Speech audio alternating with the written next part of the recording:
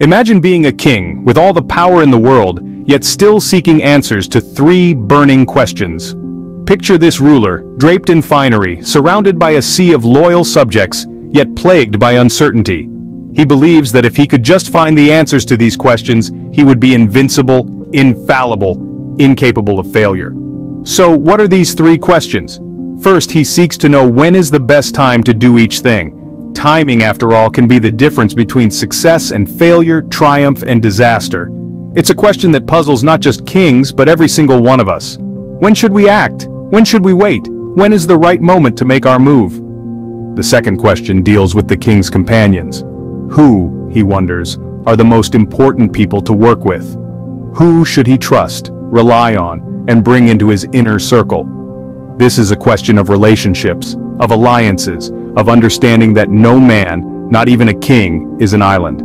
Finally, the king wants to know what is the most important thing to do at all times. This question is about purpose, about direction. It's about figuring out what matters most, what should be prioritized above all else. It's a question that seeks to unravel the essence of a meaningful life. These questions, though simple in their phrasing, are profound in their implications. They touch upon the very core of human existence, upon the dilemmas and decisions that shape our lives. The king, in his wisdom, understands this. He knows that the answers to these questions hold the key to a successful reign. But where does one find such answers? Books? Advisors? In the stars, perhaps? No. The king decides that the answers to these questions lie with a wise hermit, a man known for his deep understanding of life and its mysteries. The king, troubled by these questions, decides to seek answers from a wise hermit. And so, our story begins as the king embarks on a journey in search of wisdom, in search of answers to his three burning questions. Dressed as a common man, our king embarks on a journey to find the wise hermit.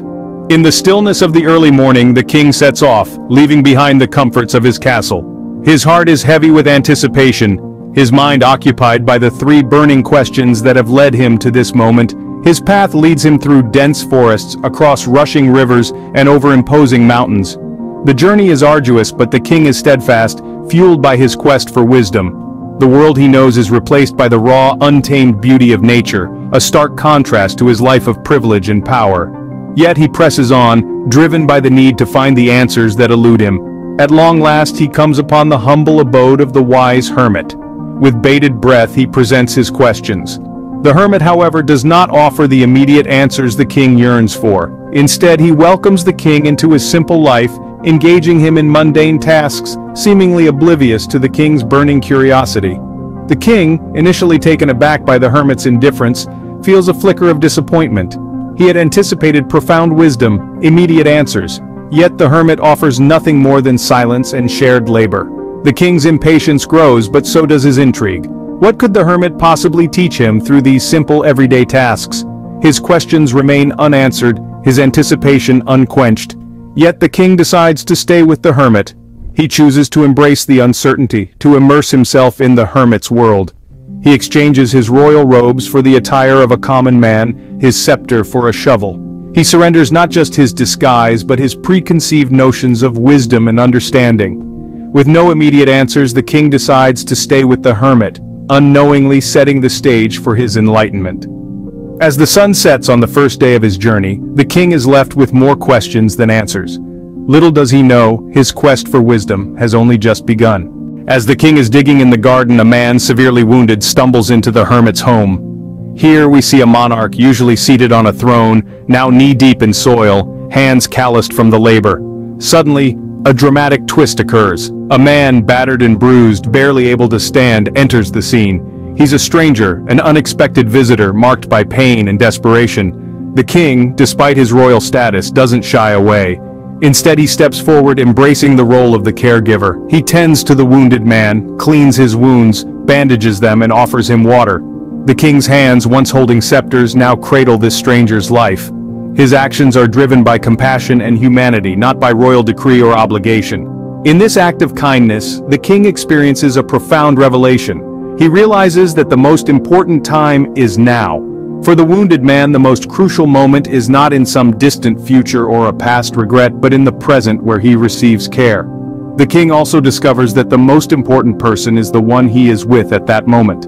This man, a stranger moments ago, is now the focus of his attention and care.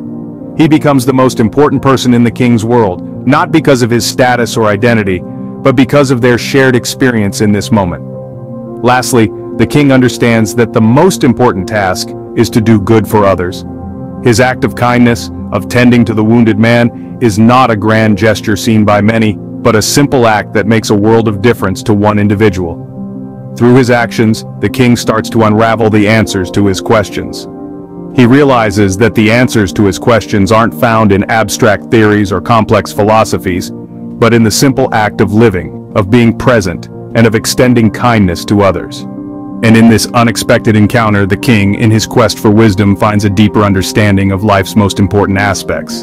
In the calm after the storm, the hermit finally shares his wisdom with the king. The regal air of the palace seems far away, replaced by the simplicity of the hermit's dwelling and the serenity of the surrounding wilderness.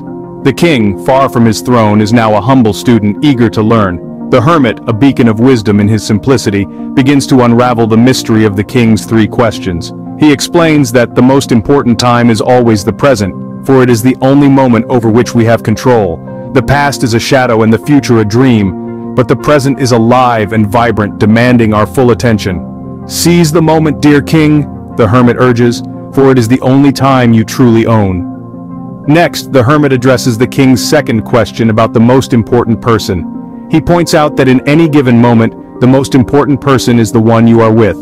This person, whether a friend or a stranger, deserves your full attention and respect. Value those around you, dear king, he implores, for they are the ones shaping your present. Lastly, the hermit tackles the final question about the most important task. He asserts that the most important task at any given time is to do good to the person you are with. To do good is to live well, he advises, and to live well is to fulfill your purpose as a king and as a man. The king listens, absorbing the hermit's wisdom. He understands now that the answers to his questions were not hidden in complex philosophies or grand theories. They were nestled in the simplicity of the present moment, in the value of the person he was with, and in the act of doing good. With newfound understanding, the king returns to his kingdom, forever changed by his journey. The crown upon his head feels lighter, for he carries with him the wisdom of living in the now, respecting those around him and striving to do good. This is the true power of a king, and the essence of humanity itself. As we reach the end of our journey with the king, let's reflect on the wisdom he has gained. This tale, as told by Leo Tolstoy, is more than a story.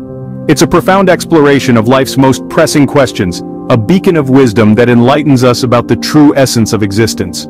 Firstly, the king discovered the most opportune time to act is always the present moment. The past has slipped away, the future remains uncertain, and all we truly have is the here and now. The king's journey taught him to seize the moment, to act when action is required, not when it's too late. Next, he learned that the most important person is the one he's with at any given moment.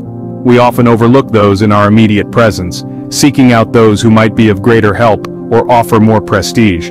But the king's encounter with the hermit and the enemy soldier emphasized the value of the individual before him, underscoring the importance of treating everyone with respect and kindness.